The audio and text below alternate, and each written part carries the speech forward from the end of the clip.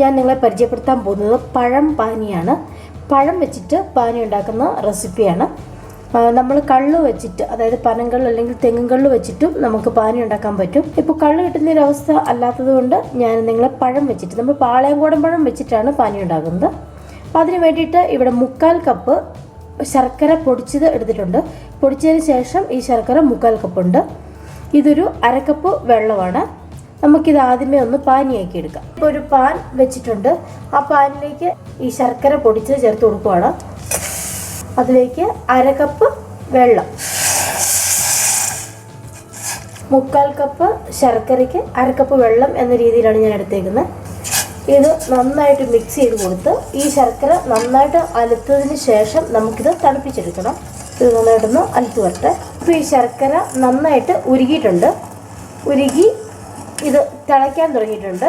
നമുക്കിതിൻ്റെ flame off ചെയ്തിട്ട് ഇത് നന്നായിട്ടൊന്ന് തണുക്കാൻ വെക്കാം. അപ്പോൾ ഫ്ലെയിം ഓഫ് ചെയ്ത് കൊടുത്തു. ഇനി ഈ പാനിക്ക് വേണ്ടിയിട്ട് നമുക്കൊരു സ്പൈസസ് ചൂടാക്കി എടുക്കണം. അതിന് വേണ്ടിയിട്ട് ഞാൻ 4 ഏലക്ക എടുത്തിട്ടുണ്ട്. 4 ഏലക്ക, 1/2 ടേബിൾ സ്പൂൺ ചെറിയ ജീരകം, കുമിൻ സീഡാണ്. ചുക്ക് ഒരു 2 കഷ്ണം ചുക്ക് എടുത്തിട്ടുണ്ട്.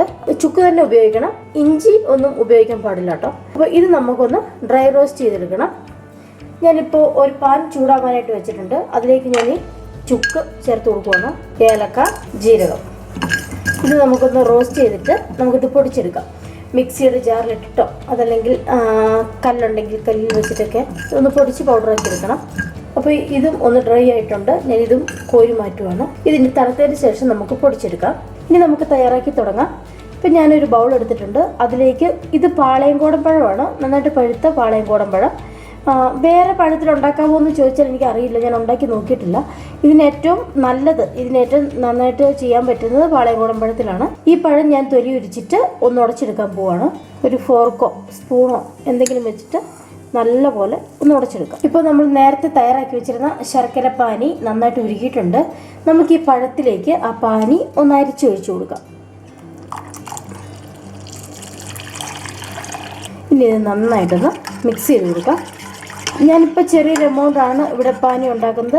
നിങ്ങൾ വലിയ ക്വാണ്ടിറ്റിയിലാണ് ഉണ്ടാക്കുന്നതെങ്കിൽ, കുറച്ച് കൂടുതലാണ് ഉണ്ടാക്കുന്നതെങ്കിൽ എല്ലാ ഇൻഗ്രീഡിയൻസും, എല്ലാ ചേരുവകളും നിങ്ങൾ കുറച്ചുകൂടെ കൂടുതലെടുക്കണം. ഇതൊന്ന് മിക്സ് ആയിട്ടുണ്ട്. ഞാൻ ഈ പഴവും പാനിയും കൂടെ മിക്സ് ചെയ്ത് വെച്ചത് ഇതുപോലൊരു സോസ് പാനിലേക്ക് ചേർത്ത് കൊടുക്കണം.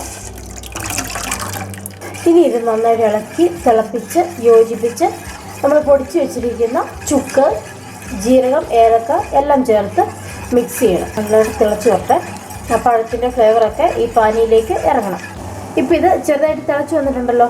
നമുക്ക് പൊടിച്ച് വെച്ചിരിക്കുന്ന ചുക്ക്, ജീരകം, ഏലക്ക ഇതിലേക്ക് ചേർത്ത് കൊടുക്കാം.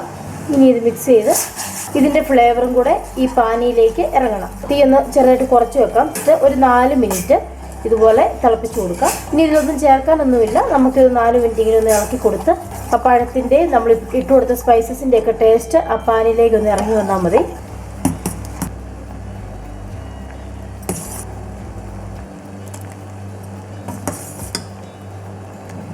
ഈ ഒരു പാനി നിങ്ങൾ ഉണ്ടാക്കിയിട്ട് ഫ്രിഡ്ജിൽ സൂക്ഷിക്കുകയാണെങ്കിൽ കുറേ നാൾ ഇത് കേടാവാതിരിക്കും. ഈസ്റ്ററിന് ഉച്ചയൂണിന് ശേഷം പാനി പഴം മിക്സ് ചെയ്ത് കഴിച്ച് നോക്കണം കേട്ടോ. നല്ല ടേസ്റ്റാണ്.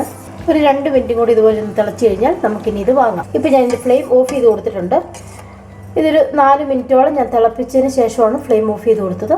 ഇനി നമുക്കിത് വാങ്ങി വെച്ചിട്ട് തണുത്തതിന് ശേഷം അരിച്ച് ഒരു കുപ്പിയിലാക്കി കൊടുക്കാം. ഇത്രേ ഉള്ളൂ. ഈ റെസിപ്പി സിമ്പിളാണ്. ഇനി അരിച്ചെടുക്കുന്ന ഒരു പ്രോസസ്സ് മാത്രമേ ഉള്ളൂ. ഇപ്പോൾ നമ്മൾ തയ്യാറാക്കി വെച്ചിരുന്ന പാനി നന്നായിട്ട് തണുത്തിട്ടുണ്ട്. നമുക്കിതൊന്ന് അരിച്ചെടുക്കാം.